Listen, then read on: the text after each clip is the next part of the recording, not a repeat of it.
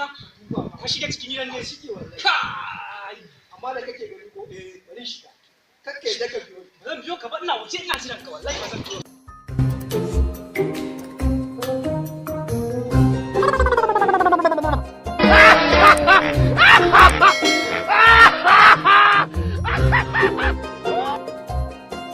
kana fita dan harbe ka kana bude kofar nan dan harbe ka ka tsaya a wajen Omisa billahi lazi na tsaya cak wallahi na tsaya cak Yawan tun azuwai shi dan gidan burutai ne shi yaron sojoji ne kuma shi ma soja ne kana fita dan harbe ka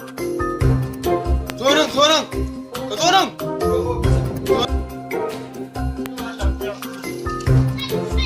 Allah dan girman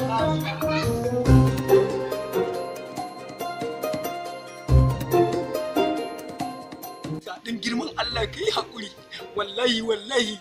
na zo neman gadi ne dama ya naga ashe akwai masu gadi a cikin gidan har guda biyu ni mai gadi ba ka ce kai soja bane to za mu baka wani dan karamin aiki a cikin gidan nan irin na sojoji duk sai ka noma cikin gidan nan duk gidan nan sai ka noma to officer nagode